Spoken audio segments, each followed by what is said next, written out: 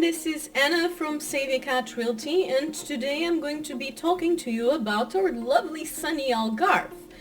For those of you who don't know, Savicat is a relocation and real estate investment agency that provides support in the whole process of moving to Portugal, from obtaining the visa to choosing the location and to getting your rental or permanent home.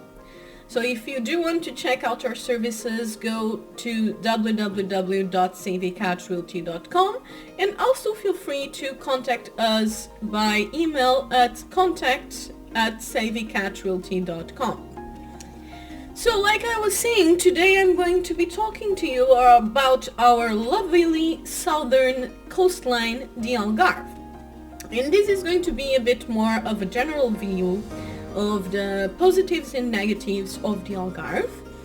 So the Algarve is the main holiday beach location in Portugal, and it is absolutely gorgeous. You have the most beautiful coastal line with the sedimentary cliffs and the contrast of those brown cliffs by layers with the beautiful blue turquoise sea.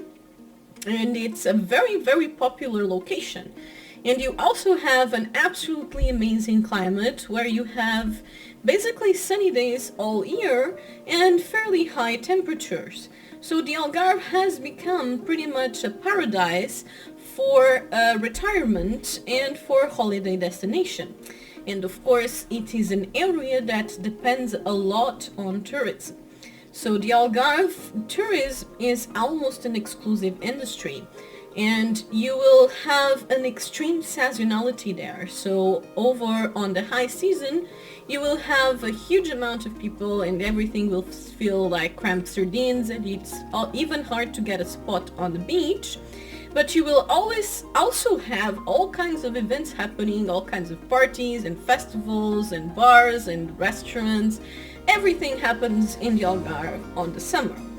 However, by opposition, in the low season, let's talk January, February, December, well, the Algarve almost looks like a deserted island, and a lot of the commercial establishments are closed and everything is kind of boring. And you will have a very hard time finding cultural events. And although you do have a big retirement community, they do mostly have their own activities. So overall, culturally, things get quite limited on the Algarve. Although climate-wise, the weather is still lovely. I won't go to the beach at that time personally, but we do find people, especially from Nordic countries, that find the weather is good enough for that. But that's up to you. So the Algarve has three main cities. It is Faro, the capital, where you have a lot of local life, and you have the university, and you have student life, and it has been developing quite a bit. It also where the airport is, just out in the outskirts of the city. You have the Faro International Airport, which actually does not have that much connections. It's mostly to Europe. It doesn't have a lot of international overseas connections, but it's still where a lot of people come from, and it has a location. Faro overall has been developing quite well over the last few years and becoming a bigger and more active city. I would say that the next biggest location in the Algarve is Portimão, and Portimão has also a lot of residential long-term population, but it is a lot more limited when it comes to cultural activity and overall options. It is also a city that I cannot say it's very beautiful. It's a city that developed a lot during the 50s and 80s, and well, city planning wasn't the best. So if you go there, you will see that it's kind of a gray city that's a bit toned down and lost all of the Algarve characteristics. My grandmother, for example, she knew Portimão before it became a city, and she used to cry a lot about how it just became such a dull city and lost all of its charm, which is probably kind of true. You have the main line where the Praia da Rocha is, so that's the main beach in Portimão, and you just have all kinds of bars and restaurants there, and that's where most of the things happen. And then the city center is a bit more local. You do have the shopping street in Portugal where there's quite a bit of activity too, and it's close to the Ribeira, so that's the riverside area. And that area does also have quite a few restaurants and quite a lot of activity, and it's very nice to go for a stroll by the riverside. So that's the second biggest city of the Algarve. And then the third cities, I would put two in this category, but they are very different. You have Vila Moura, that is kind of the modern skyscraper fancy hotel city of the Algarve. We also have the fancy marina and where usually the high-end tourists go. And then you have Lagos, that is also becoming mostly a high-end area. However, it's completely different, and it very much holds on to its typical Algarve characteristics and charm, and has been making a good effort regarding city development and planning to maintain the architecture. And for those of you who don't know, the Algarve very much holds typical architecture based on the Arabic styles, because the Algarve belonged to the Arabs before the Portuguese first king conquered it, and this was actually one of the excuses for Portugal to become an independent country, is to have the crusade against the Arabs in the Algarve. But anyway, the Algarve is definitely still very connected to its origins with the Arabic people, and because of its climate, the Arabic architecture is definitely one of the ones that was the most functional in this area. So you will see mostly 1 and 2 stories, mostly even 1-story builds, and you will have these typical builds that will have the white upper part and then usually a stripe of color more towards the bottom or in the middle, and you usually have terraces on the houses instead of roofs. So the Lagos has very much kept its original charm and architecture, and although it has been attracting a lot of people because of its charm, it has been doing so in a fairly balanced way, and even new construction has not been overclashing and making things lose its charm, while Vila Moura is very much modern city where you no longer see any of the typical charm of the Algarve other than the beachside and the coastline. Then you have much smaller locations in the Algarve that you have some little gems. I like to mention Alvor and Ferragudo. They are each one to one side of Portimão. They are two very lovely pescatory villages. And then you have some locations like Tavira that also have been developing quite nicely.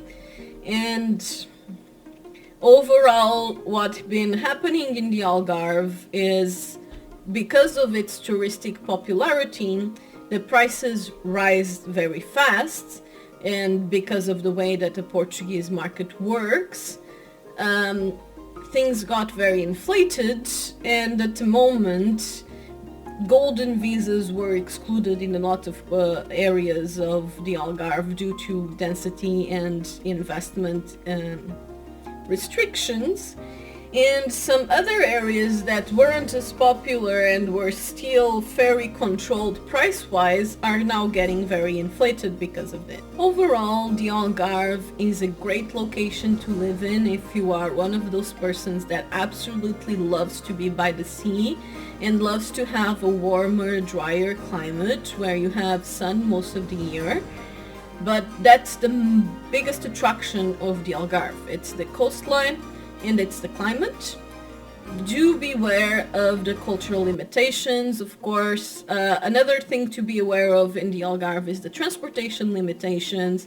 Although you do have public transportation in the Algarve, you can't exactly use it on a daily basis in a practical way. You are kind of forced to have a car if you don't live in the center of a city, because transportation between locations in the Algarve, it's not very efficient at all. You have the buses and you have a train line. The trains are constantly late and they're very slow because they stop in every little stop.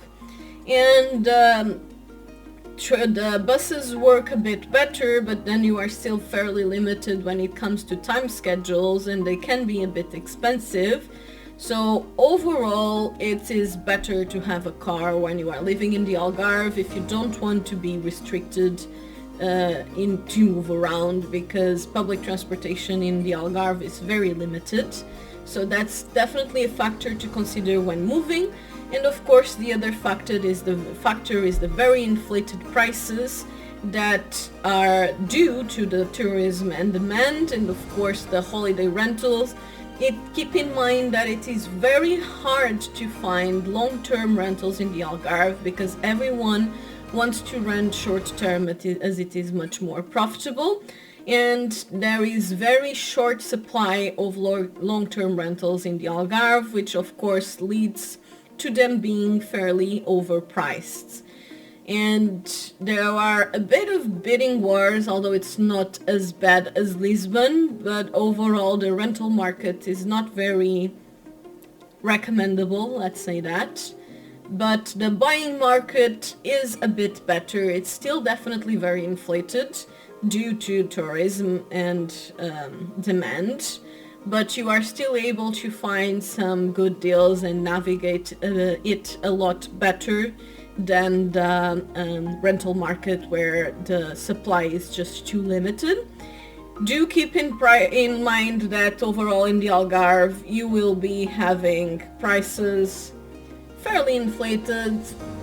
Depends on the area. If you go to a very popular location like Lagos and Vila Moura, you can expect to pay 3.5 thousand per square meter, 3,500 per square meter or more, where in some locations that used to be quite cheap, like Monte Gordo, that is towards the Spain border, but now are becoming a bit inflated because of golden visa.